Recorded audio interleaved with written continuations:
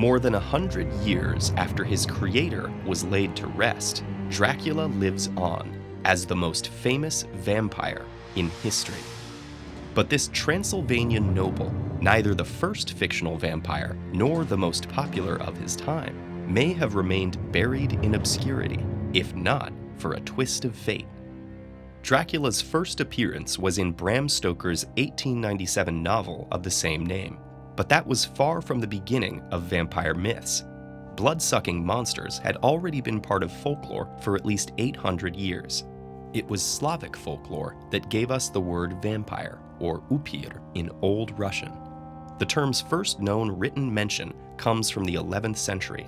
Vampire lore in the region predated Christianity's arrival and persisted despite the church's efforts to eliminate pagan beliefs. Stories of vampires originated from misinterpretations of diseases, such as rabies and pellagra, and decomposition. In the case of the latter, gases swelling the body and blood oozing from the mouth could make a corpse look like it had recently been alive and feeding. Vampires were described as bloated, with overgrown teeth and nails. This gave rise to many rituals intended to prevent the dead from rising, such as burying bodies with garlic or poppy seeds, as well as having them staked, burned, or mutilated. Vampire lore remained a local phenomenon until the 18th century, when Serbia was caught in the struggle between two great powers, the Habsburg monarchy and Ottoman Empire.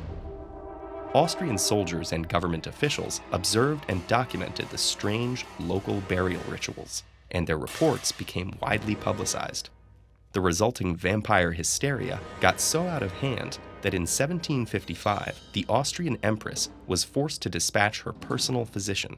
He investigated and put an end to the rumors by publishing a thorough scientific refutation. The panic subsided, but the vampire had already taken root in Western Europe's imagination, spawning works like The Vampire in 1819 and Joseph Sheridan Le Fanu's Carmilla in 1872. This book would greatly influence a young Irish drama critic named Bram Stoker. Stoker, who was born in Dublin in 1847, was famously bedridden with an unknown illness until the age of 7. During that time, his mother told him folk tales and true tales of horror, including her experiences during an outbreak of cholera in 1832. There, she described victims buried alive in mass graves. Later in his life, Stoker went on to write fantasy, romance, adventure stories, and in 1897, Dracula. Although the book's main villain and namesake is thought to be based on the historical figure of Vlad III Dracula, or Vlad the Impaler, the association is mostly just that they share a name. Other elements and characters were inspired directly and indirectly by various works in the Victorian era, such as The Mysterious Stranger. The novel, upon release, was only a moderate success in its day, nor was it even Stoker's most well-known work, mentioned only briefly in a 1912 obituary.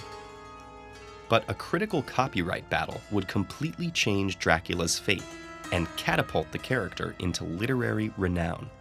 In 1922, a German studio adapted the novel into the now classic silent film Nosferatu without paying royalties.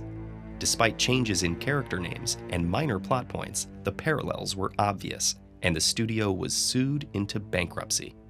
To prevent more plagiarism attempts, Stoker's widow decided to establish copyright over the stage version of Dracula by approving a production by family friend Hamilton Dean.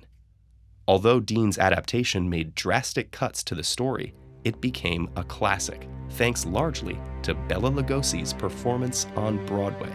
Lugosi would go on to star in the 1931 film version by Universal, lending the character many of his signature characteristics.